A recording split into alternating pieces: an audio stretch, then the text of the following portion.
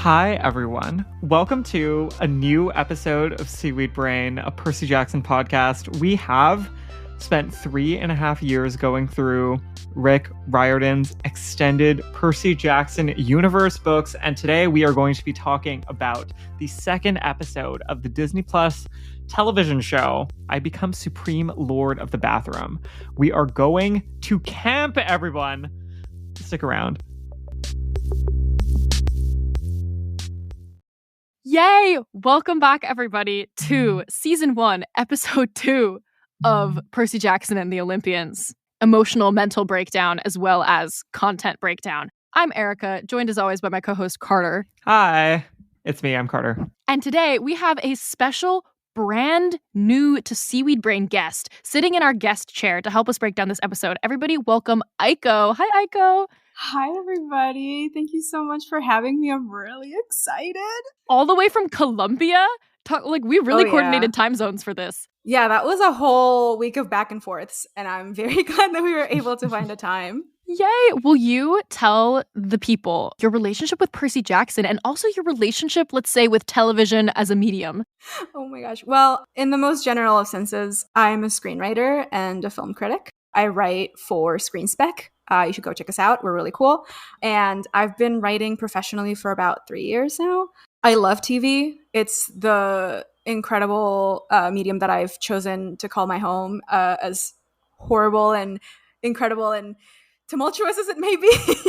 But yeah, that's what I do professionally. And as for our baby boy, Percy Jackson, that was the book series that made me want to become an author and a writer. So I love it with everything that I am. I've been reading it since I was probably 12. That's saying a lot. But yeah, it's genuinely been that one show or that one book series that I keep coming back to, and I got everybody hooked on. I've been waiting as long as you have for this show to come out. I genuinely cannot explain this emotions that are coming out of my body every time that I think about it. And I'm just thank the gods that we're here, and thank the gods that we have this show now. Yes! And since this is the episode where we are going to camp and we're going to meet Ms. Annabeth Chase, how do you feel about Percabeth? I'm a huge shipper. I love them. I think they're perfect, and they can do no wrong. They can do no wrong. Not even sorry. I keep talking about it as that red string of fate. You know what I mean? That's just the vibe that they give off. Musubi. They just always come back to each other no matter where they are. And I love that for them. It's going to hurt a lot to go through this journey with them again. Thank you, Aiko. Before we dive into discussing the plot and the content, we have a few new patrons from the last time we recorded an episode. So thank you, Rose, Luna, and Kathia, for joining our Patreon. If you would like to join our Patreon, it is now December, which means there are 11 special episodes. If you join right now, you get 11 special episodes on our favorite books and movies that we have talked about. And starting next week, we're going to do our live watch parties on Patreon. So you might want to join us over there, patreon.com/seaweedbrain. All right, this episode... They just get better and better. Back when we were first thinking about, as a thought exercise between Carter and I, how would we structure this book as a series of 8 episodes? One of the central problems is how do you get in and out of camp fast enough to get onto the rest of the action? Because obviously the quest is the meat of the book, and there's so much that happens that everything gets really episodic as soon as you're out on the quest. Each new person you meet can be one episode, but there's so much that happens when you're at camp. The question of how long you linger there is pretty crucial to the pacing of the series. And in the musical, they spend the entire first act basically at camp. But for this, get in and out of camp in one episode, this episode is jam-packed, and I personally love it. I think that in our breakdown, this was roughly the conclusion that we came to, that it would have to be one episode, but that we were also not totally sure how they were going to be able to thread that needle, only that they had to somehow. And I think they did. Through the use of much voiceover over establishing shots of camp, there is not a silent moment. There is always something happening, someone explaining something, relationships being formed, characters being introduced, etc. So it works really well. Yeah. I think for me, it was this very interesting, like you said, dilemma of how do we fast track through this while also staying really grounded and making sure that not only an audience that knows what's going on, but also a new audience that might have never read the books, understands exactly what's going on and what's being set up and why it's being set up. In my opinion, the episode could have been like 15 minutes longer, and I would have been like, that's cool. I still feel like I needed that time in between episode 1 and episode 2 to like actually settle into this feeling of dread and this feeling of like, oh, everything that we knew is not actually true, and we're moving into this new world of heroes and monsters and gods and legends, and you know, how does one grapple all of that whilst also grappling with the fact that, you know, you just lost your mom in this insane like freak accident / monster fight. See, like, it's just a lot to swallow and digest and sit with. And I think that the episode does a lot with the time that it has, in the sense that we're never left scrambling to figure what else to do or what else to explain. It's very much like we are guided through what camp is, and we are very clearly told, this is what it is, this is where we are, and now like this is where we're going, which I thought was really, really genius. Yeah. But yeah, I would have loved to spend more time in camp. I think that they built beautiful sets. Alberta has never looked more beautiful. Yeah, the thought of how much they put in for literally like essentially 1.5 episodes, building all of those cabins, all of those camp shirts, all of the extras that they had to get involved. But we last left off with Percy groggily, eyes concussed, opening to a blurry sunrise image of Chiron and a bunch of campers and whispers, and you can hear Annabeth saying, he could be the one. And then when we get to this episode, we open up on everybody. You drool when you sleep. Will we call this the teaser? Is this the teaser line of this episode?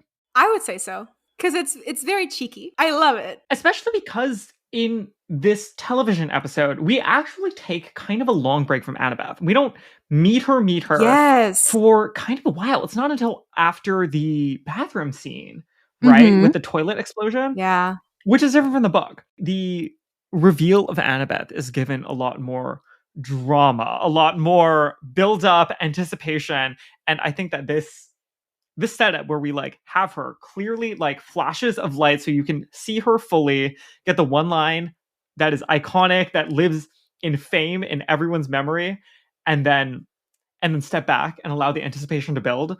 To me, Hook is right. It's strong. It creates such a strong, effective sense of tension throughout the rest of the episode for this particular character to come back. I love it too, because it's very much like, we as people who've read the books, we know what that means and we know what's coming, and we can feel that like anticipation growing. And finally, when she's properly introduced, it's this like satisfaction of, oh my gosh, she's here, like she's finally here, like she's mated. Maybe, I don't know what the experience has been like for someone maybe watching the show without having read the books first, but I hope that it's very much like this, ooh, who are you? What is this? Yes. Like, what's gonna happen? How do you come into play? Yes. What do you know? And clearly she knows a lot. You know? Like, Yeah. That's like, we really want to get the sense that like Annabeth knows something that we don't know. Yeah. And the brilliance of using this line to open up this episode, I think, is that the last episode was so dramatic. There were humorous moments, Grover providing a lot of comedic relief, but we just came off of his mom dying, him really fighting his first official monster, if you don't count Mrs. Dodds. So to be able to open up on like a big laugh line, I forgot this line was funny, you know? Because I see this line as like the mantle on which Percabeth stands, you know? Like it is not funny to me. Yeah, no, 100%. It is crucial to history. Yeah. It is a watershed moment in my life. Yeah. But it's also funny. And so when we were watching with our friends and everybody like burst out laughing, I was like, oh yeah. Brilliant writing.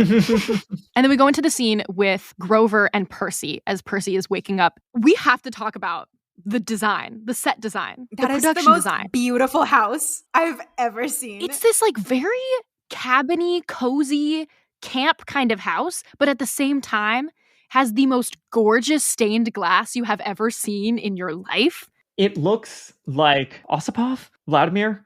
Is that not Carter? To you? Oh my gosh. Carter, would you like to explain to the people who didn't go to our high school who this man is? Vladimir Osipov is an architect from the late 20th century whose design philosophy was about trying to find creative new ways to integrate nature into the structure of buildings. So at our high school, there were two structures designed by Osipov. One of them is a chapel that is on a natural spring pond, such that you can see like fish and lily pads and something from like one edge of the building, and you can hear the gurgle of water everywhere. The idea generally is that you like use lots of big glass panes and sliding doors and other ways to integrate nature in and have lots of light, allow the structure of the land before the building to really be still visible and a part of the way that the architecture is developed. Those are the vibes I'm getting from this, where the big house is like jutting out onto the like lake. The Long Island Sound. I love that. I think that's really interesting. My immediate thought was the juxtaposition of churches and Me how too. stained glass was used Yes. to like signal houses of worship, and the Yes. juxtaposition of this being like a cabin where a god is like sentenced to kind of like imprisonment. Like, That is exactly was my thought too. Because what stained glass, obviously the first thought you're gonna have is a chapel, is a place of worship. Yeah. As Percy like exits and goes onto the porch is where you see like these beautiful stained glass like walls, and it's almost like an open air but like semi-enclosed slayful. It's giving husbands, it really is giving husbands on the porch moment, with all the candelabras everywhere. This is like the little spot where Mr. D and Chiron like to sit immersed in this stained glass. It makes you think about them as these like strangely holy figures, but like you said, the juxtaposition of it being attached to this little cozy house. They're supposed to be these like figures that are unattainable and like unapproachable, and yet they're like camp counselors. And they thread the needle too, because the glass is like only some of the glass is stained. Some of it is just giving you regular paneling to look a little bit more like a cabin. The wood looks a bit worn, like the paint is not perfectly new. The way that a lot of the doors are open. Please come in, but also don't. Exactly, exactly. And like the tones are so like warm. There are these like kind of light purples, it's like spring and, like, tones, really, really rich greens, spring tones, jewel tones, almost, but like not even jewel tones, like more approachable than that. The color I think was so important because you were saying, Carter, with the Osipov thing, like we're immersed in the natural world of camp, looking out onto the lake, like we're very much feeling the pagan forces of nature like involved in camp, because we're going to start to meet some dryads in this episode. But also there's a moment in The Lightning Thief where Percy is like, nothing should be colorful. The world should be gray and dark because there's no more Sally Jackson in it. I don't understand. And so to like come out onto this porch where everything is so beautiful and magical, but Percy to just like not be able to handle that, to have no excitement about where he is, just like pure focus on, I need to talk to my dad. It's crazy to think that internally Percy's life is over, and yet it has just opened up to like an entire new world of magic and possibility and nuance and like new experiences and new everything. Yeah. We have this conversation with Grover while Percy is still in the bedroom. And Grover's in his orange camp shirt now. He saved the Minotaur horn for Percy, which looks humongous. That moment of like, was everything that just happened a dream? Well, there's the Minotaur horn, so I guess not. He's like, I guess my dad is here. Let me go talk to my dad. Oh, gosh. And you're like, oh, no, he doesn't understand. Percy is mad at Grover. Percy is mad at the dad, doesn't know what's going on. It makes perfect sense, though, that he would be like, the first thing I need to do is go find my dad, because me being here was so important that my mom sacrificed her life. I need to talk to my dad. Period. Full stop. He goes out onto the porch that we have described in great detail. There's candelabras everywhere. And Jason Mantzoukas is sitting in a chair in a leopard print shirt with a Diet Coke. If that isn't book accuracy, I don't know what is. That man has a can of Diet Coke. We paid Coca-Cola so that we, being the fandom at large, Disney paid Coca-Cola so that we could have a Diet Coke can sitting here. That's brilliant. That's filmmaking. We should talk about Mr. D. I love this man. I will lay down my life. I think he could have been way crazier, but he was perfect. No notes. It's great casting. Phenomenal casting. The fact of this person's history as an actor, the fact that you know him as notably Derek from The Good Place, but also as... I was just watching Invincible. Season 2 is like coming out now. So like Rexplode is also like the top of my mind. Oh my God, I forgot. Amazing voice cast for that show. But the fact that he has that history to him allows him to deliver a performance that in a lot of ways is mostly pretty understated. But for you to understand the idea of Dionysus as like having layers and layers and layers of power and scariness and emotional range and uncertainty that is always like about to burst forth. Exactly. Like you as a viewer are always waiting for him to go like full unhinged Derek. God of Madness vibes. Exactly. It's giving you God of Madness, but like washed up, apathetic. If you make him really mad, something's going to happen. It's very effective to me. Casting for a show like this is such a fascinating project because I would say next to Luke, this is the character that you have to cast knowing that like you have to get an actor who's willing to do almost nothing in this season, just be like a guest star, but whose character grows and expands so much, hoping that you get like 3 more seasons down the line where you can see that actor like bring everything that they're capable of to the table. So I'm just so glad that Jason Mantzoukas signed on for this. And I think it was the Tonight Show that he was on last week. Yes, he was plugging the show. I was gagged. He plugged the show and he was like, yeah, I had no idea how big the fandom was. Like he knew what Percy Jackson was when he signed on, but he had no idea what a big deal it was. And he said, I think it was a niece or one of his friends' kids was like, here are my notes on Mr. D. And this is what you need to know because this character has a lot going on. And Jason Mantzoukas said that those notes that younger girl gave him were like really good and very helpful and the best notes he's ever gotten. Shout out to her. Thank you very much for all your hard work. Thank you for your service. The introductory scene is basically all added in. It's not in the books. It is so funny. The gag, of course, is that Dionysus is telling Percy that he is Percy's father.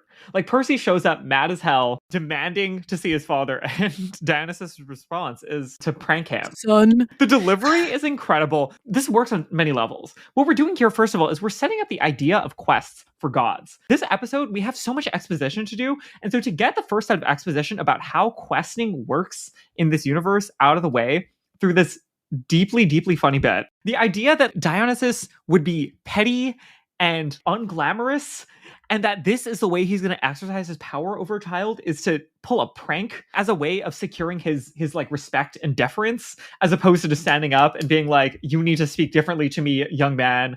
I'm very powerful. Beautiful. It's gorgeous because it still is like vindictive and controlling and disrespectful, but so flavorful. Yeah. While setting up the entire premise of the book. I mean, this episode especially, I think, really gives me the vibe that I know to be true, that they had all of lockdown to work on this script. They were storyboarding. In 2020, when we were reading The Lightning Thief and we were all learning how to knit and everything, they were like, how do we fit The Lightning Thief into an 8-episode TV show? It's giving the level of precision that time and thought and Rick Riordan's presence was able to give them, you know? So I think that whatever comes after this might not be quite as efficient, and that's okay, you know, because like to go from having like 3 years to write this season to like maybe having like 9 months to write the next one and the ones after that, they might not be quite as efficient, but they don't have to be because they don't have as much to set up, you know? Yeah, we don't have to deal with the same degree of exposition and world building in the future. Yeah. Persassy. Yeah. Persassy, anybody? Persassy. One order of Persassy, please. He's ready to fight Mr. D. Let Walker cook, okay? Literally let Walker cook. No script. Just let him improvise. All of it. Just let him go. You know? Just let him do his thing. Peter Johnson, Percy Jackson. I said that, but did you? This scene is delightful. Walker is playing it so serious and earnest. Like he's looking heartbroken. Like even as he's like getting irritated with Mr. D, he is still delivering strong emotional beats. We have Arian over here frantically trying to play guide, but experiencing extreme gastrointestinal distress, trying to like stop Mr. D from like playing this joke, but also being unwilling to stand up to him. The way that the scene resolves itself is Chiron shows up. Chiron, who we of course have experienced as Mr. Brunner, whisks everything away, ends the charade. That exchange was also very funny between Chiron and Mr. D, where Jason is like, oh, I could be his dad, you don't know. And Chiron's like, well, are you? They're husbands. I really, you know, they really Yes. are. That is the energy. I mean, they've been living together, taking care of all of these kids for so long. They're in a common law marriage at this point, at the very least. Yeah. The municipality recognizes that they have the same insurance, but the state doesn't. Yes. Okay. Grover really wants to tag along as Chiron is going to walk Percy out, but he can't. Chiron says, Grover, you stay here. And Grover's so sad. Arian is emoting. Yeah. I feel goat walking, so for bad real. for Grover. Maybe everyone has heard this story at this point, but if you haven't, Glenn Turman filmed the entire series like riding a horse. Every time he is in full centaur mode, he was riding an actual horse that they then like CGI'd his torso forward so that they could get the movement of the horse right. And also because Glenn Turman just happens to be an award-winning rodeo cowboy. He handpicked the horse that he would use for filming. I'm literally not making this up. This is fate. Yeah, he chose the horse that would be like good around kids, good around the cast, and he rode a horse while they were filming this. From here, we walk to camp. Friends, Romans, countrymen. This is Camp Half-Blood. How do we feel? How are we doing? Are we all okay? I've never had more FOMO in my entire life. It looks so similar to what I would have pictured. You know what I mean? Like, it isn't exactly what my brain made up, but it is very similar to what I would have expected from a camp. Okay, if you are a listener of Mike Schubert's podcast, you've already heard me rant about this. I am fascinated by the decision to have all the different activities designed like the spokes on a wheel coming out of the central little, like, it's like a big circle, right? So like we're walking away from the big house and then we enter into this big open field. And in the middle of the field is a statue, which I think it is super safe to assume is Hercules with the Nemean lion fur. I paused this scene and I went through it basically frame by frame to look at the setup of camp. It's not a real statue that exists as far as I know, but it's definitely inspired by other Hercules statues. So we have the ultimate demigod, right? Which is questionable and something that we're going to think about in the Titans Curse season. But we have like the central, like the capital D demigod inspiration to think about as we're like doing our activities. And coming out of this central little circle are a bunch of different paths, like Aiko said, with little banners. And I swear to God, each banner has a symbol for one of the different Olympians that has to do with that activity. Like there's a trident banner next to the path that leads to the little canoe pond. And there's like an arrow next to the archery field. And then there's also, we see the sword fighting, like this little like semicircle open air arena. And it's just brilliant because like the idea that we're about to talk about glory and like, what does it mean to be a demigod? We're setting up this idea that like, oh, it's all about fighting. It's about being Hercules. It's about gaining as much glory as possible. And Percy, as a character, is going to spend 5 seasons of this show fighting against that notion. I think what also sort of struck me really hard was this idea of glory is servitude to the gods. They're all a part of your father's world. The scene, the one thing I will say about camp is that it is not how I imagined it, specifically because it is, and we're going to keep harping on this, it is what? It is Canadian. Yes. Canada. 100%, yeah. I mean, yeah, conditional on us all being like Camp Half-Blood is in Long Island. I did not expect it to be a magical, verdant forest with like ponds and beauty and biodiversity, but it looks beautiful. Where is the pollution? Like if you were to magic Long Island into something that is like nice into and pretty the Pacific Northwest with wildlife, then it might look like this, which is to say it might look like the Pacific Northwest. If you can magic a different ecosystem, like that's the one you would pick. Right? Yeah, I would choose the PN dubs. Yeah. You know, there's like one piece of official art that like is in the back of, I want to say like the Demigod Files that has an image of camp. And it's like the cabin's like all in a circle and there's like, it's just in like an open green field. There's no trees and there's a fire in the middle. But in this, there's trees everywhere. There are open fires like all over the place. Hestia, hello. And the campers are all milling around and it's very like cozy and a little bit spooky, you know? Like it's a little dark. Yeah. The forest ceiling is thick, you know? Yeah. It looks like we're in the wilderness. Did we clarify this yet? The symbols? I don't think we talked about them. The symbols are invented. They are made up for the show. Yes. Dan Schatz's childhood best friend, if you're listening to this right now, shout out to you for giving us that answer. Chiron is doing head of camp by like dragging Percy into the Hermes cabin and being like, all right, everybody be nice to him. And there's like one moment of silence and then everybody goes back to talking as he settles down into the cabin, which is beautiful, by the way, and huge and full of people. It looks very warm and lived in, cozy. Percy gets to a little cot and he pulls out of his backpack the last thing that Sally gave to him. His blue candy. The blue candy come out, and right before the commercial break, we meet. Oh no! Wow! Oh no! We meet Luke. Oh no! Scar is looking right. Hair is looking right. Towering over Walker, but looking approachable nice. He's cool.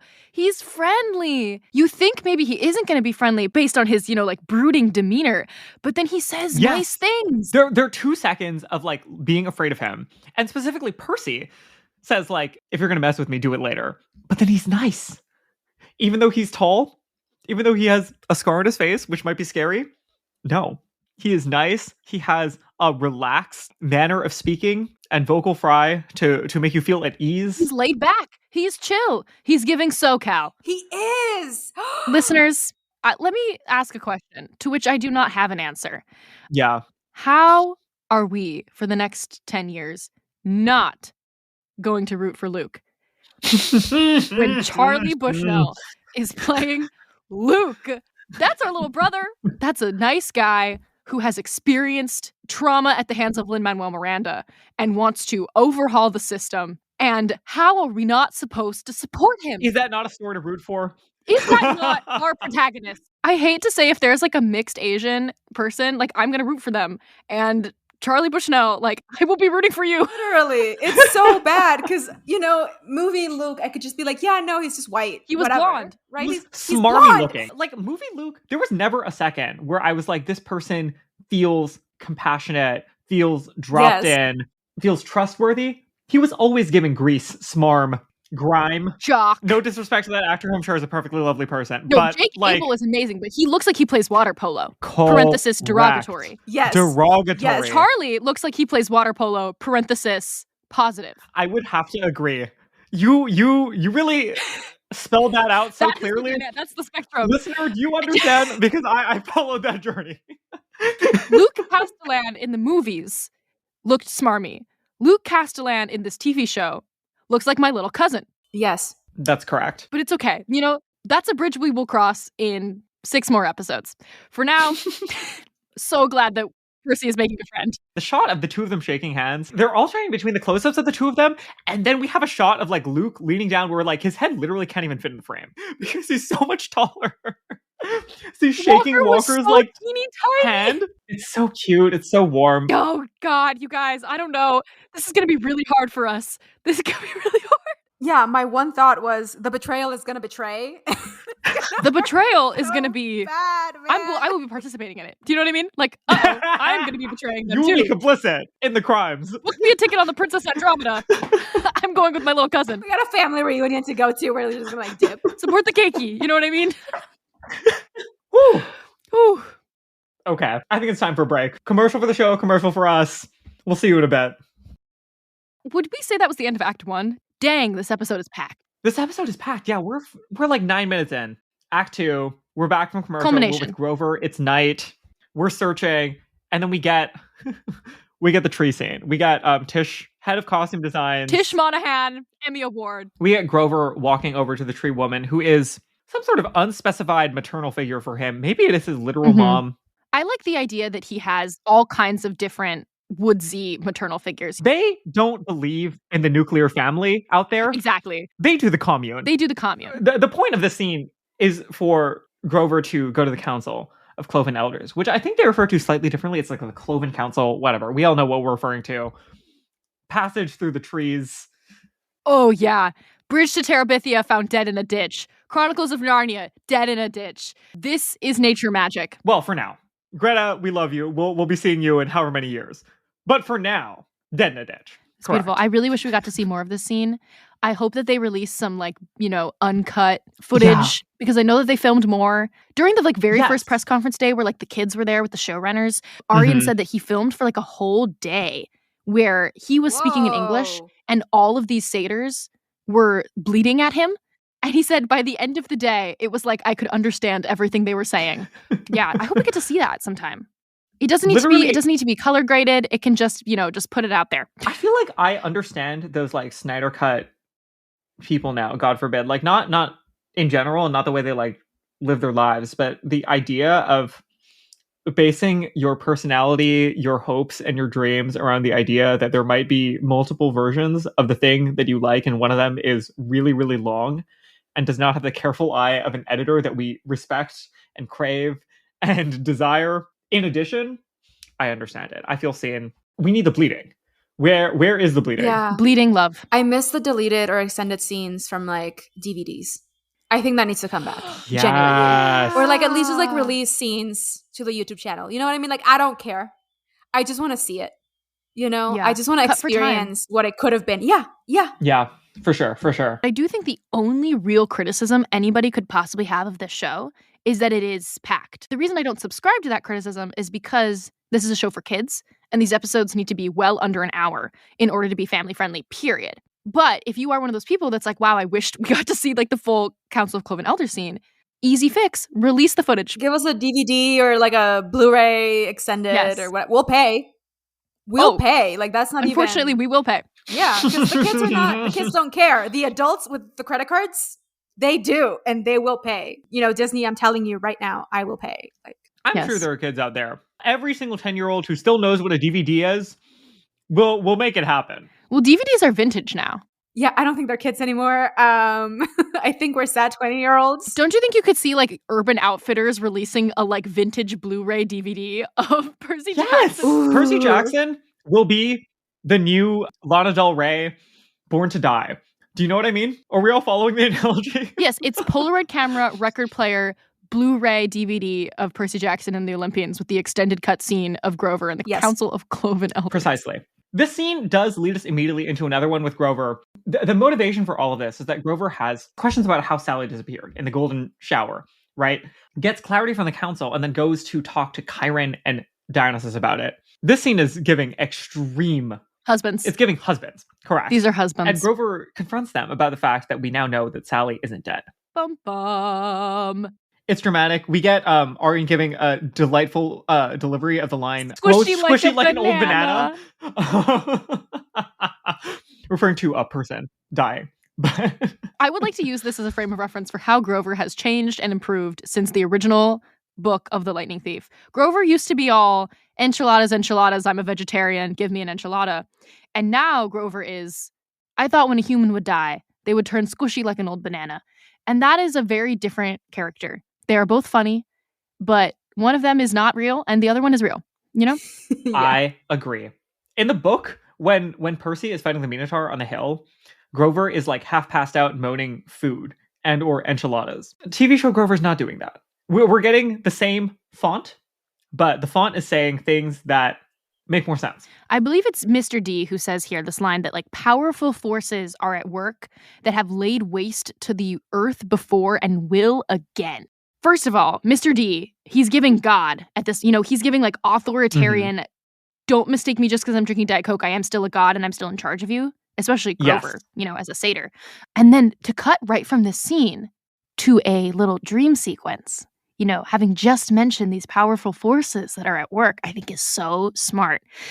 This is Percy in the sand, right? This is the Agrabah. Yes. It's in the sand in front of a little fire. We have this like gorgeous, like deep, velvety, like purplish cloudscape behind him. Yes.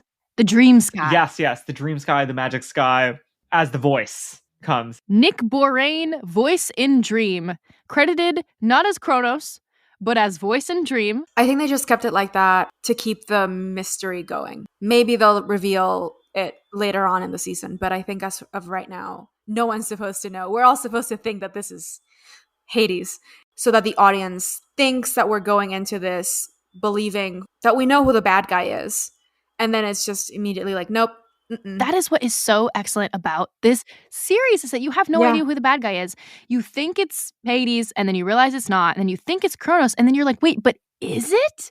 Or is the bad guy Lin-Manuel Miranda? Or Lin-Manuel Miranda, correct. That's a good tie into what happens when he wakes up. We get basically a full day montage of Luke teaching him everything, guiding him through everything. Training montage. It works as a training montage, but it is also doing a very good job of the secondary effect, which is creating the relationship that we need Luke and Percy. Big brother montage. Believably connected. That like Luke is offering things to him, is being warm, is going out of his way, and that Percy would trust him. I find it to be quite effective. Somebody was complaining when we were watching the episode with our friends that there isn't enough Percy being good at things.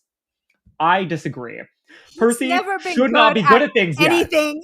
Just water and sword. And sarcasm. Literally. It is true that this is where in the book we had a scene where Percy is like learning sword fighting from Luke, learns this like disarming maneuver that ends up being sort of a recurring thing throughout the books. It got cut. I think that's correct. I think that the show is better, smoother, faster, tighter. Without that, we need Percy to be bad at a lot of things, and we're going to get him being good at things, specifically in Capture the Flag. Clean. Precise. This is also a good way for us to see more of camp. Like, if he tries out all these different things and is bad at them, it's like, oh, we get to go to the archery field. Oh, we get to go to the forge. How fun. You know, fan service. Yeah. Yes. We set it up, the montage, we should mention, by Luke explaining basically all of the demigod specificities and different perceptions. We get that, like, are you having a bad dream? That's part of being a demigod. You're just one of us. Bad dreams, dyslexia, ADHD, seeing things that other people can't see. All of these things being tied up together. We get Luke complaining about Dad, I think, for the first time. Wah, wah, wah. The framing is great. I will say, like, there's something so excellent. Like, whenever Percy and Luke are talking, even when we have the shots on just one of them, the camera is angled so that you know who is taller. Yeah. Constantly. Like, the camera's always pointing a little bit down at Walker and a little bit up at Charlie. Yes, which I it really sets up enjoy. their power dynamic. 100%. It's a great detail. Even though Luke is being nice to Percy, we still know who has more experience here. Mm-hmm, mm-hmm. And who could judo flip you in a second, you know? I believe the line is, Hermes is my father. That doesn't matter. We're all on the same team here. Interesting. Yes. Why don't you like your dad, Luke? I like this even more now because of how we started this episode with Percy being so pissed off at his dad that now he's getting to relate to someone who's been here longer than he has, that has all this experience and is still pissed at his dad. You know, it's this like universal understanding of like, oh yeah, the gods exist, but we also like do not like them a lot, even though they're technically our parents. You know, as much as we're talking about a power imbalance and a power dynamic, they're on the same page about this one thing. And that's how Luke is able to like burrow himself into Percy's brain and like make him trust him so easily. It's like we both have this like commonality of, we don't know, like our dads suck. Yeah. That's how like we relate to each other. And I think it's really, really interesting that they did that so smoothly. You could call that manipulative, but I don't think that Luke is being manipulative here. I think he really likes I think Percy. he genuinely believes that Percy is going to be on the same side and that this is what's going to be best for him. I believe with everything in my heart that he would have flipped to Luke's side had he not gone on this quest with Annabeth and Grover and had this like experience of, you know what I mean? Like if he'd had stayed in camp, just like brooding and sort of like and just hanging out with Luke, like and just hanging out with Luke, it would have been like a no-brainer. He would have gone with him, right? He would have 100%. Switched to the dark side. Can you imagine also how it feels for Luke? I've never thought about this. How it feels for Luke to watch two of his closest friends and like the people he got to camp with go on a quest with that other kid. You know? Yeah. Like watching Annabeth and Grover go off with Percy, who is now the main character, and being like, what the hell? Like, whoa. Yeah. Glory. Yeah. I can't remember the extent of the desire for Luke to take or like to get Annabeth to go with him. He kept trying. Right? He wanted her to go with him. Yeah. And I think that it's very interesting, this idea of, I need to get Percy to deliver this object, and yet the person that is going on this quest with him is the person that I'm trying to sort of convince to come with me instead. And yet they both bond in a way that he was never able to bond with Annabeth. It's a different relationship. Yeah, like Luke was always like older brother, uncle, dad, something in that mix. Weird Inverse of Madness, it could be Zeus. It could be, this is not what they're going to do, but like the like Spider-Verse adjacent take on the Weird Inverse of Madness would make the true villain AU, Percy, Luke, Annabeth teamed up together to deliver the victory to Kronos. Yeah. I don't think Grover would turn. I think that Annabeth and Percy would have turned with Luke. I don't think Grover would have. If Kronos said we need more small farms, Grover would immediately go to him. Grover, if Kronos was like, the Green New Deal is part of our rebuilding of Western civilization. Sustainable farming, baby. Grover would do you think Grover was like an anti-growther in this AU? Maybe. I can see it. Gosh, that would be so fun. I would read that as a graphic novel so hard. We need to talk about Clarice. The introduction of Clarice as Luke is explaining glory and saying it's like this stuff that attaches itself to your name, makes it bigger, scarier, more important. People, they listen closer when you talk, they work harder to be your friend, and they think twice about messing with you, and then bam, Clarice entrance with her Aries cabin cronies. Oh, Dior. Girl. It's sickening. An icon. She is mothering hard. Her hair in this episode, literally perfect at all times. It's giving, just because I'm an Aries cabin camper doesn't mean I can't lay apart and give you definition. I want to know what they're using in camp. I want to know, like, where are you guys getting this product? Someone said entire budget went to curl creams on this show. Believe that wholeheartedly. I'm like, yes, it makes sense. I understand. The hair department popped off. Aggressively so. Should we talk about the training montage? We're training, we're montaging. Is this canonically Lee Fletcher? Do we know for sure? No. They wouldn't want to cast certain, like, they're not going to cast Selena Beauregard until they have to. You know what I mean? Yeah. I think that's right. Yeah. Yeah. They're not going to cast Charles Beckendorf until they have to. Yeah. That's true. Charles is not in the montage. You got to pay extra for named characters. There you go. Different contract. They do still choose to name Chris, even though they like never directly address him at any point in the episode. That is Chris Rodriguez. He is around. Love that. We also get to see the dining hall. It's like totally not how I pictured it. And it is beautiful. This like open air gazebo with the ionic columns. And it's like right in the woods again, like interwoven with nature, you know? Correct. We explain the burnt offerings, and then Percy, immediately afterwards, he goes off. It is later, the sun is set. He is off in the woods, face only lit by a small fire in a can, as he does his own burnt offering. But the burnt offering is not to a god, it is to his mother. He is Sally Jackson's son. Burning the blue food because they have to burn like what matters most to you. They said that. Yes. They like the smell of begging, etc. Yeah. I cannot emphasize how teeny tiny Walker looks in this giant dark forest. That is that he is 2 apples tall. He is teeny tiny little baby. The first thing I thought of was that scene in Lilo and Stitch, about 2/3 into the movie, when Stitch goes into the forest.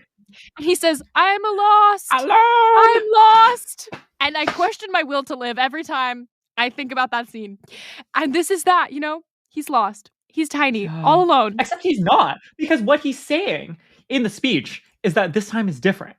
This is better than every other place I've been before because I have a friend. Hope you're sitting down because I think I made a friend. And the friend is Luke. This scene is everything to me. It's so clean. It's such an emotionally affecting way to let us know where Percy is at this moment. Yeah.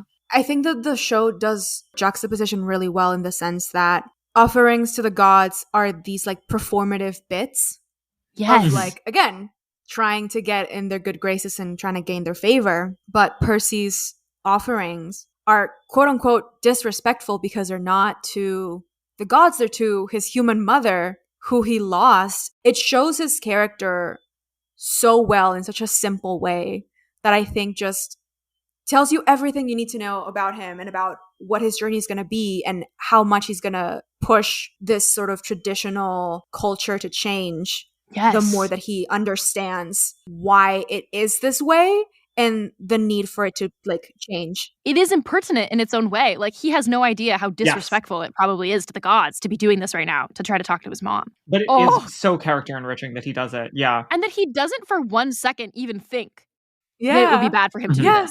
He's like, no, I'm doing this. Who's going to stop me? Yes. No respect for Western civilization. That's my boy. The emotional journey of the scene is so fascinating too, because he goes from being like, I'm catching up with my mom, I'm making friends, Luke is this good mentor to me, into I'm angry. And that, like, he doesn't verbalize this explicitly, but it's the thing of him going like, oh, I have a friend, parentheses, Luke, who has helped to guide me and I feel connected to somebody for the first time. And also, I'm realizing that our treatment, both me and you, my mom, who I'm talking to, at the hands of my dad, who I don't know, is wrong. And I am going to fix it because this is not acceptable. The implicit bridge driven by his interactions with Luke is so rich and delightful. Luke is a radical. And he is a revolutionary. And he is influencing Percy. Yes, exactly. We also have to say, this scene is gorgeous. The shooting is it's so beautiful. The like single moonbeam, the like lighting from the can, like 2 fires off in the distance that are always out of focus. the like shots up as he's like staring directly into the fire and like emoting for his life into this fire. Also, the jacket, it's like a little chilly, it just adds so much. I agree. He's a little cold, but he had to come out and talk to his mom. Ignoring me is one thing, but he doesn't get to ignore you. I'm going to make him come down here. I'm going to make him see me. I'm going to make him see us both. While this music is playing with these like big, powerful, like minor diminished chords, making you feel like this is his like villain moment, his little anti-hero turn. They really play a lot with the diminished chords and the scoring. I'm going to go further with my thought from earlier and say that the reason why Percy doesn't join Luke at the end of this book is because he gets his mom back.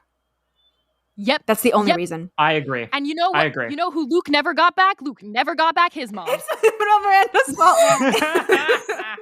I mean, I'm sorry, but I also feel like we're probably all in the same boat here that Luke apologism is at an all-time high. It's a problem. I was always a Luke girl. We got flamed when we first started our podcast for being Luke apologists. He just needed therapy. We weren't saying that he was perfect. We were saying that he made some points. Yeah. And that his point should be considered. It's giving Killmonger, Yep. Correct. Episode 8 is going to be really indicative of who I side with for the rest of this series. He's going to have to do something violent and out of pocket. I am getting on that boat. You don't understand. I'm not even waiting. I'm already on that boat, man. I go, you're driving and the to boat. the Caribbean? We're going on a little vacation to the Sea of Monsters, Resort wear, pack your hats, pack your linens. We're getting on that boat. Oh my. It's time for him to actually become the Supreme Lord of the Bathroom. We're vrooming. We're in the bathroom. We're with Clarice. He just had this whole monologue about how he made friends. And so then when he sees these people who clearly don't like him, he is in this like positive frame of mind. And he's like, hey guys, couldn't sleep, huh? And then they beat the poop out of him.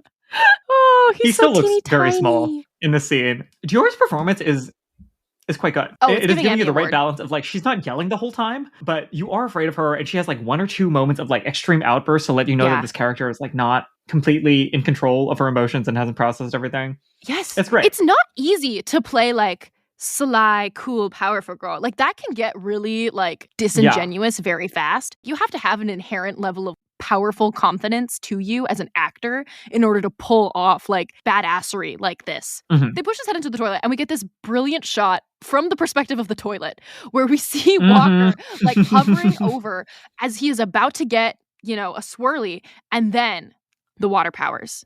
Unless you really went frame by frame and you saw the water at the fountain in the first episode, this is really the first obvious portrayal of Percy's water powers. Like arms of water. It's giving waterbending. Oh, yeah. And who is standing? And then we meet... This scene is phenomenal. At the little screening that we had, people applauded. People And at the cheered. real screening we went to, people also applauded. At the real screening, people applauded. As they should have.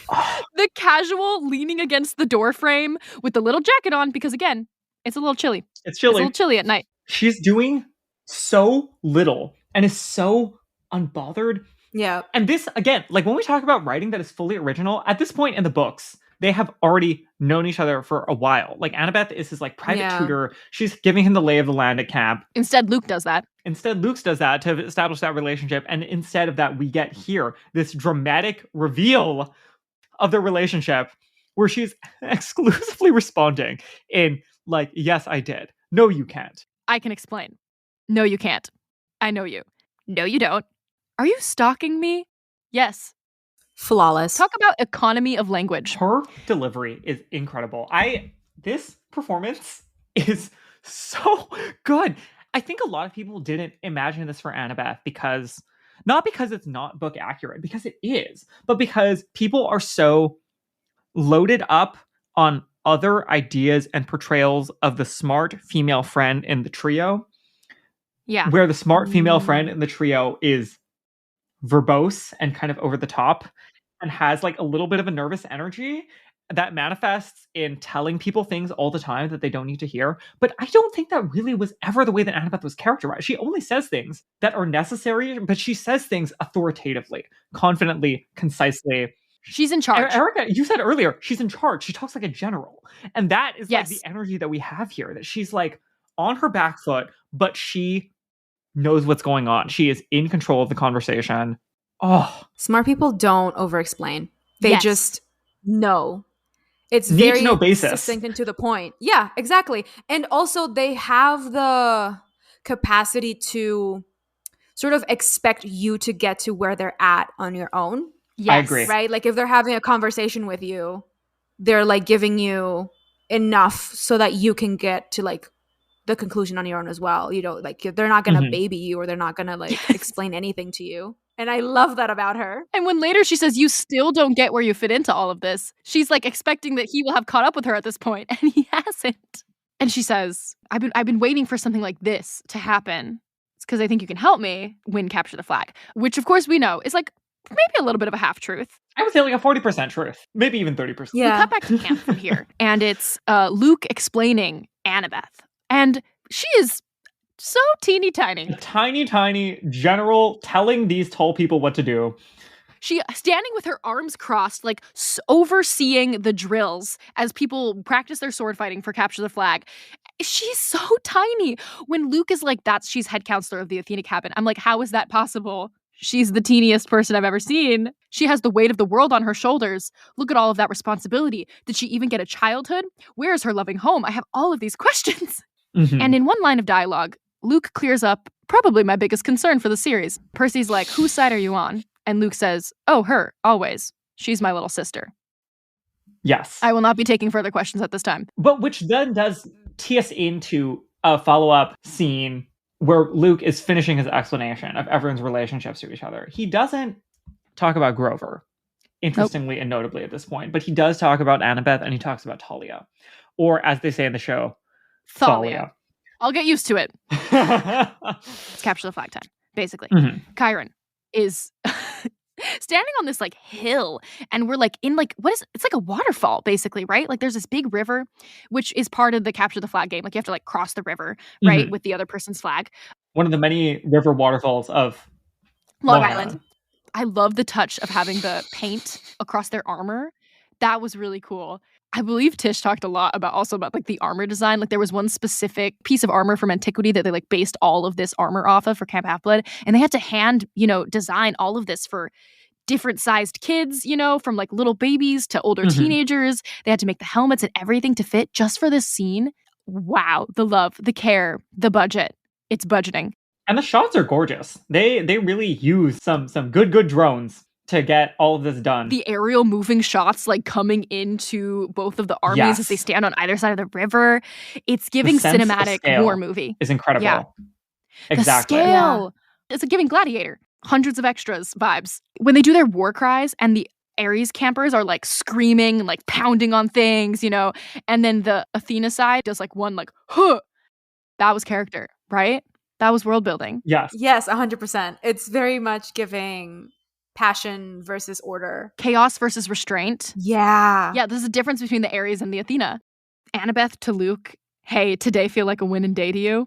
Oh. The betrayal is going to betray. It's going to hurt. It's going to be painful. Gosh. Oh, this scene is so lovely. And I don't feel like we actually saw Luke and Annabeth interact that much before the betrayal in the books. And like we have this idea about the familial relationship that they have, but actually seeing how that manifests 5 years down the line after they've been at camp this whole time, and Annabeth is like the star running the show. Yes. In charge of teams, to see her walk up to him and like for that history to be conveyed, but also for her to be like, for the actual manifestation on this day of that to be that she's just going to delegate this big task to him, but that she's in charge and that she has a bigger strategy that he doesn't even know, is so rich and fascinating. And I think it's going to set us up really so well. It foreshadows so much. Yes. And then it was very much like, we trust each other so deliberately that it's a no questions asked kind of thing. Yeah. That we know there's a bigger plan going on. We know that there's something else happening that the other's not privy to. And then we trust each other to see that through and not question it. And then it's the reality in episode 8 that's going to be a twist to that and a knife to the back. It's just crazy. What you're saying, Aiko, is making me think about how Luke says in this episode, like, she is always 6 steps ahead of everybody. She sees the world differently. Do you feel like Luke thought Annabeth would have known? don't you think Luke would have been suspicious that Annabeth would have figured it out? Or like would have seen his betrayal coming? Like he would have had to be so smart to outwit her, even for a week. Exactly. I think that it's a layered thought, in particular, mostly because of their relationship, the trust that they have with each other. Yes. It's relational. Trust makes you blind. Trust makes you blind. And we all know that Luke is her biggest blind spot before Percy. Yes. You know Correct. What I mean? Like it changes as, you know, the show goes on. But oh my God. That, I think, is the other layer of the scene, is that when you see the two of them interacting, Luke and Annabeth, you can see that Annabeth is in charge, but that there is, in the way that they're playing it, this layer of artifice to it. We can see that she is smaller and more like childish and less emotionally developed compared to him, even as she is in charge and as she's giving these orders. And like, we can see that there are these additional layers of relational dynamics that no one is acknowledging, because for the purposes of camp, they don't matter and they're not a part of the way that we structure things, but that they still are affecting the way that they relate to each other and are interacting. Like, I feel like you can see all of the everything in this like short interchange to be like, Annabeth is really smart. They have a strong trusting relationship, and like she is not like, if he were to do something, she wouldn't be prepared. Not because she's not smart. A lot of it is he's giving her the space to have that power. Exactly. Yes. She only has the standing because he's giving it to her. Yes. And it's crazy. It's so wild to think. Even in that he doesn't respond to that question. When she says, today feel like a winning kind of day to you, he just kind of like smirks and says, see you on the other side. It's very Big Brother. Like, I respect you, but at the same time, I am older. There is a definite power imbalance between the two of us. And he knows that he can get away with a lot of things because of her and her blind spot and just the fact that he can do no wrong in her eyes. Mm-hmm. Yeah. So when he does it, it's like, oh my God, like, how did I not see this coming? Which is really making me think about what we said about like Percy doesn't go on the boat because he gets his mom back. Annabeth doesn't get on that boat because she gets incremental validation from Athena that like reinforces her relationship with her own mom, you know? Like she loves and respects her mom so much that she would never get on that boat. Because as much as she feels abandoned, it's weirdly never abandoned by her mom. It's kind of abandoned by her dad. Yeah. Right? So it's very much like, where do we find meaning? Yeah, because she has like, in order to feel like her life has any meaning, she has to be a child of Athena. Like that is her identity. Exactly. Yes. Oh, we're cooking now. This episode did too much. This episode did too much. Guys, we have to finish. No. Okay, it's time to capture some flags. We have to move on. Let's go. Percy and Annabeth walking. Percy tripping. The physicality of him being the 2 steps behind her, of him. There's this moment where after he trips, where he's putting the sword away. I don't know if anyone else clocked this. I was watching that and I was like, he's doing such a good job of being bad at that motion. Like, there's something so charming and ungainly about the pause that he takes to complete the motion, the helmet hair, everything. I mean, listen, as Percabeth truthers, we have to talk about Annabeth the gently strap. Adjusting the strap on his armor. I believe the word on the street is that this was improvised. Oh, I love that. I love that so much because, like, it makes so much. She cannot have something out of place. Exactly. Right? Like, everything, if you're on her team, you got to look the part. You got to, like, commit to it. You know, you got to be in order. Like, this is right after he is imploring her, please make me look good in front of my dad. This is important to me. Yeah. And she is like emotionally, I think what is going on for this character is that like she can't do that. Like, she needs to make something happen. She needs to advance towards her goal of getting on the quest. She needs him to look goofy in order for her to like win. The one thing she can do for him is like fix his strap. So that when he's getting pummeled around by these kids before ultimately, you know, like eventually showing out, he can have his armor on, right? At the least. It works on so many levels. Because I do think she cares about him as a person. Specifically, she is fascinated by him in many different ways, both as a person and also as her ticket out of camp and onto a quest. But she also cares about him because he is in her army, period. Okay. Invisibility cap. Brilliant VFX. We love to see it. Cut to Percy ADHD montage. Gets me every time. The flossing. This is what I mean when I say let Walker cook. Just leave the cameras rolling for like 15 minutes and see how much you can do. Carter, do you remember whose idea Walker says it was to floss? Because I was like, was that your idea? And he was like, no, it was Dan's idea or something. It was an adult with children who proposed this. That's even funnier. Like a writer. That's even funnier. But I had to ask about the lizard because I have not stopped wondering where that lizard came from because it's very clearly a real lizard. And apparently it was a lizard that they brought to set with a full lizard wrangler. That lizard is an actor. There's a handler. They had a handler just for that 2-second shot, and the absolute sheer joy on Walker's face petting that lizard has added years to my life. He looks really happy. And of course, we must remember that as all of this is happening, Annabeth is invisible, like 10 feet away. I swear. Watching him pee in the woods. We do also have to set up, to me, it was very important that we had like one shot of like really just like clean, good action of like Charlie letting these girls have it. Yes. It's a sick fight sequence. Fighting. We can't just set up that he's the best one and not show you that he is the the best one. Yeah, we have to see his swordsmanship. Yeah. We have to see the swordsmanship. We need to see the work. We need to know that Luke is impressive. And we get that. Don't worry, Annabeth has a plan. Percy's on it. ADHD montage. Yes. And then Clarice and Aries' cabin cronies fight, which is brilliant. First of all, shout out to the blue cargo pants. Oh, of course. Of course, the blue cargo pants. The lightning spear is brilliant. The sound effect of it crackling, it is roasty. It is toasty. It looks amazing. All of the fight choreo looks so good. It looks so good. Yeah. One of my favorite things in the world as a person is watching the behind the scenes clips of actors training for fight scenes in movies.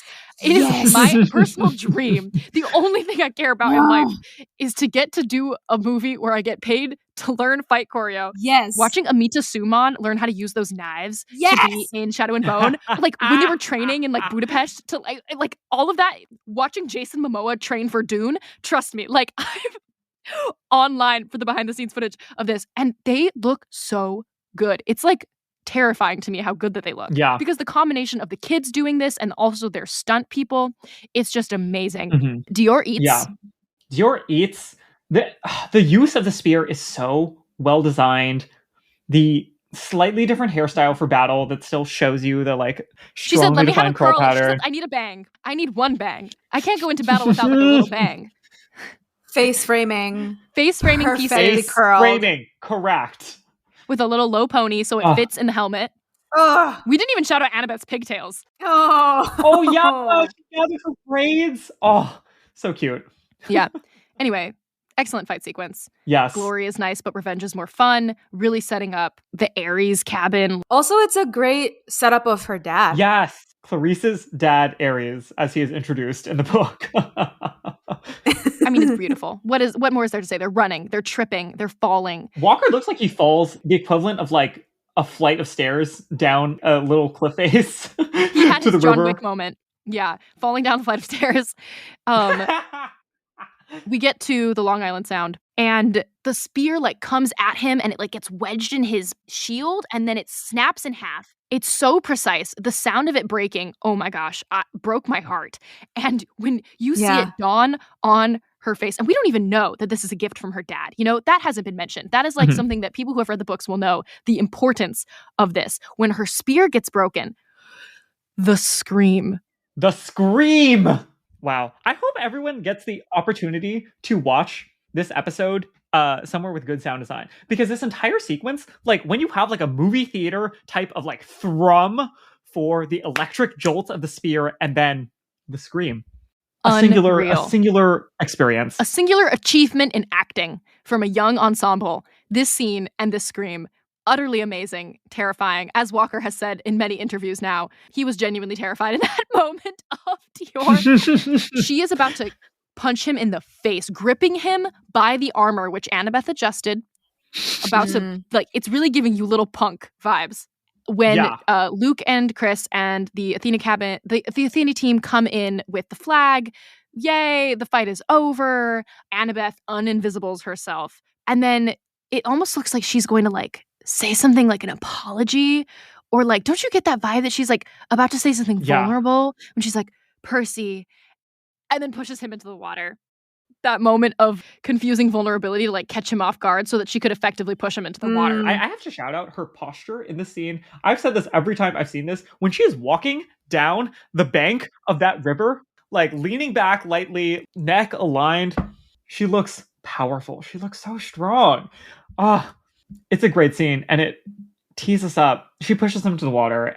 It was made to be consumed, I think, also as a still frame. The way that they like have the one super wide shot where you get the full mountains. The mountains of Long Island. Water all around him. And like this wide shot, it's ready to be a poster, a wallpaper. Wow, excellence. The scoring where you combine like several of the different themes that we've been hearing leading up into this point, where it's giving the da-da-da-da-da-da, like the like doubled phrases arpeggiating together with like the like slow rising like melodic line. Like it's giving nautical, but it's also giving adventure, but also like grounded. We're rounding a corner, like the harmonic balance is changing. Oh, it's so good. They styled that wet hair right. The wet hair is like every piece perfectly in place so that he looks like a loser, but a loser that you could believe is the son of Poseidon. Yes. Did you mention the father of horses?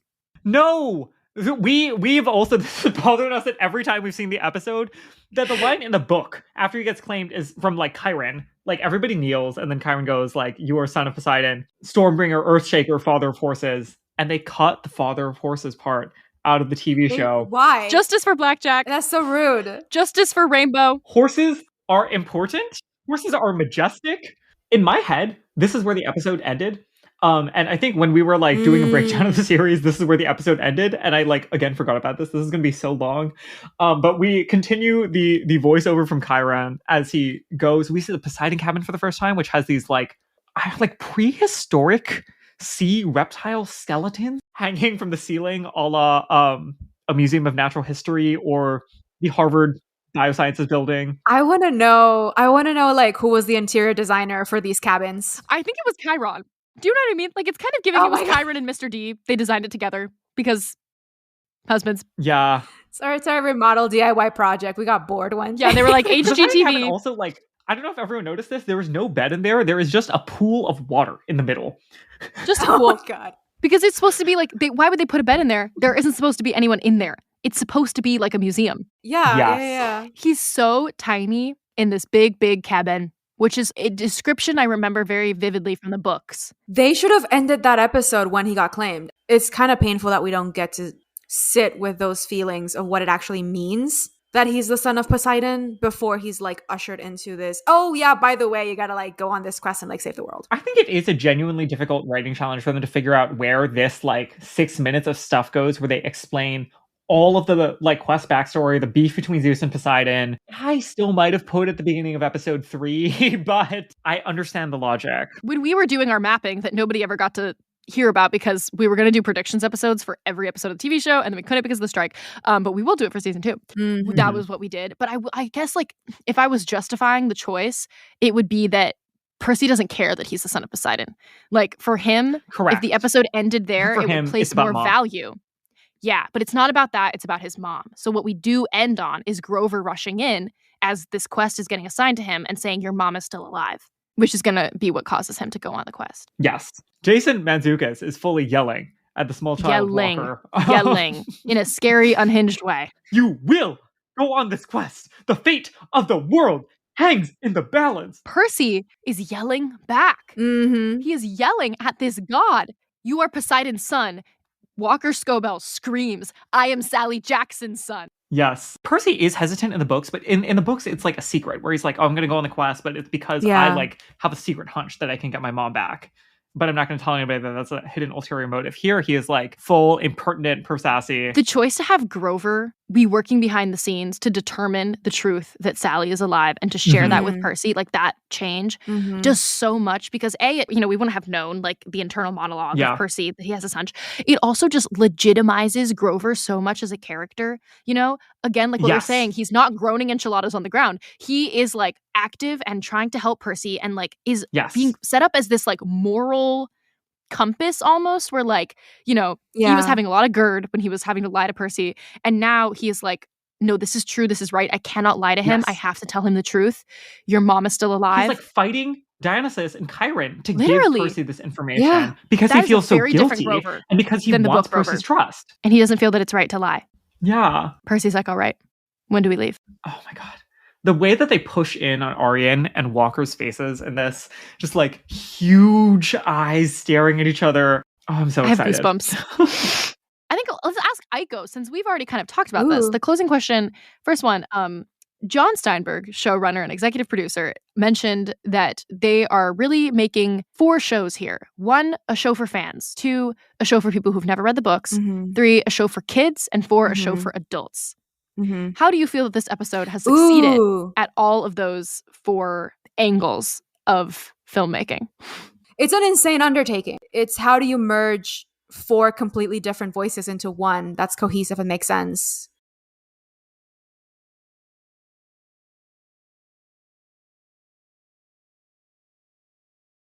I think as a show for kids, it does a really great job at keeping you engaged and excited for the world, the characters, and the expansiveness of what could be and what is.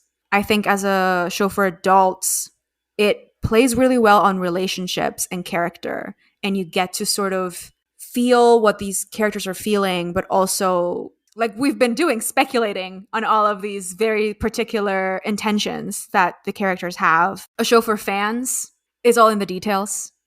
I think that the smaller a thing is, the more we're more likely to notice it. And they do an incredible job at not letting fan service overshadow story. Oh, and a show for new audiences. The explanation is very rock solid. There's no way that you could not know what's going on with the way that it's been explained.